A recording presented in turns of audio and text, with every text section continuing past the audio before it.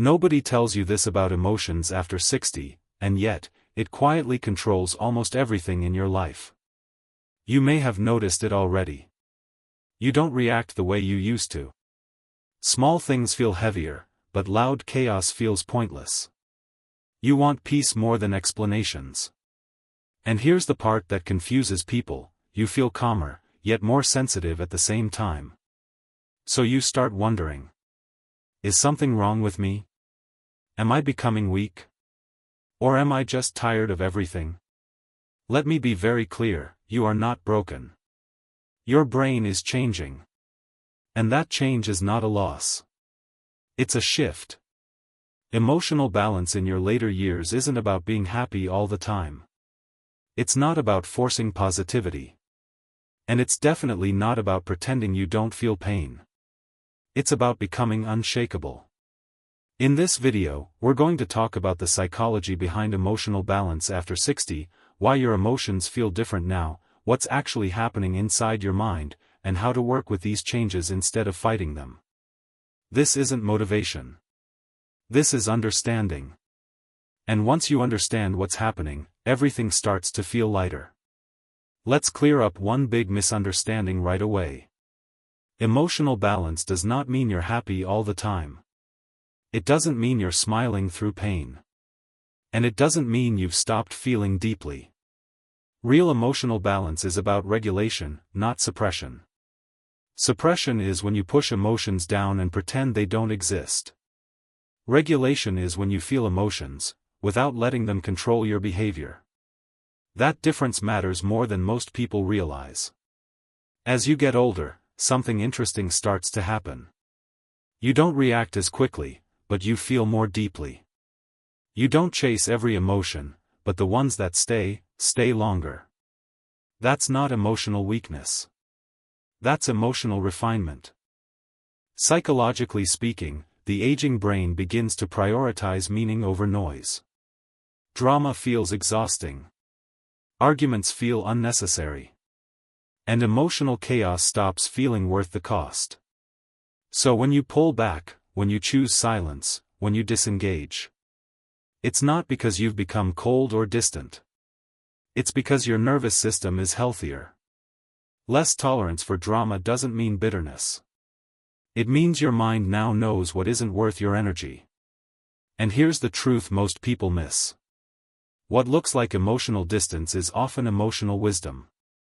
You're not shutting down. You're tuning in, more carefully, more selectively, and more intentionally. Here's something psychology doesn't explain clearly enough. Your emotions didn't weaken, they matured.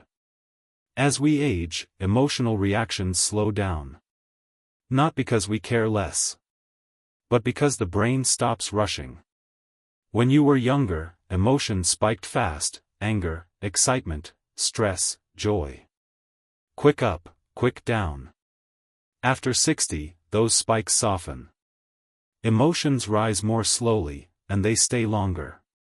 That's why you reflect more. That's why you feel things more deeply, even if you show them less. Biologically, the brain begins to chase less dopamine, the chemical of urgency, excitement, and more. Instead, it leans toward serotonin, the chemical of calm, safety, and emotional steadiness. That's why loud drama feels unbearable now. And quiet moments feel right. This shift also explains something many seniors notice but rarely talk about. Memory and emotion become tightly linked. A song. A smell. A sentence someone says. Suddenly, you're back in another time. That's why criticism hurts more than it used to, not because you're fragile, but because it connects to layers of memory. That's why silence feels better than arguments, because your mind now values peace over proving a point. And that's why old moments replay at night: your brain is organizing meaning, not reliving mistakes. This isn't your mind falling backward. It's your mind sorting what mattered. And once you understand this, you stop fighting your emotions.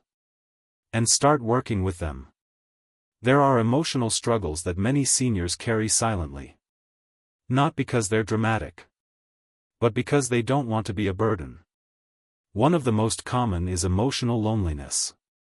And this one is confusing, because it can exist even when family is around. Even when people check in. Even when the house isn't empty. Emotional loneliness isn't about being alone. It's about not feeling fully seen. That often leads to another quiet experience, invisibility. You're present, but not always consulted. Listened to, but not always heard. Included, but not always considered. Then there are regret loops. Moments from the past that resurface when life slows down. Things you wish you'd said. Things you wish you hadn't. Not because you're stuck, but because your mind is trying to make peace with unfinished emotions. Another feeling many seniors carry is the fear of being a burden. Needing help, asking for support, or simply taking up space can suddenly feel uncomfortable. So instead, you give. You minimize your needs. You stay quiet. Over time, this creates something rarely named, emotional exhaustion from overgiving. Always being the strong one. The understanding one. The one who doesn't complain. Here's what matters most. These feelings are common. They are human. And they are manageable. Nothing here means something is wrong with you. It means you've lived, you've cared, and you've carried more than most people realize. And if any of this feels familiar, stay with me, because the next part changes how you handle it. Emotional balance isn't built overnight. It's built into daily choices. And in later life, those choices tend to fall into 5 simple but powerful pillars. Pillar 1: Emotional boundaries. Saying no without guilt. Emotional balance begins when you stop explaining yourself to exhaustion. You don't owe everyone access to your time, your energy, or your emotions. Saying no doesn't mean you're unkind. It means you're self-aware.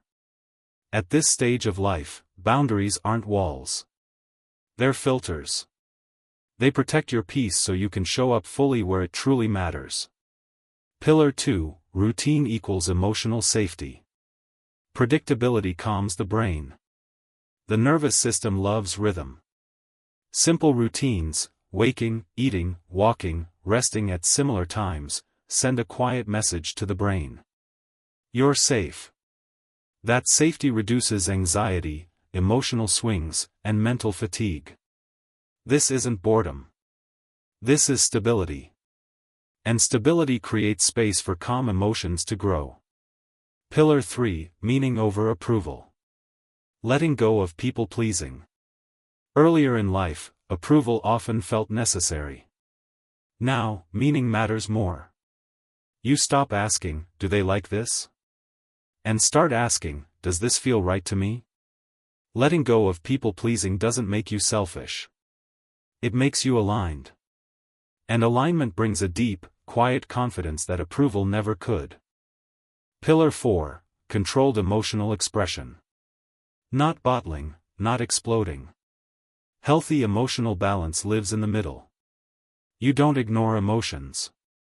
And you don't let them run the room. You notice them. You name them. You give them space, without giving them control. This kind of expression protects relationships and self-respect at the same time. Pillar 5: Acceptance without resignation. Peace does not mean giving up. Acceptance is often misunderstood.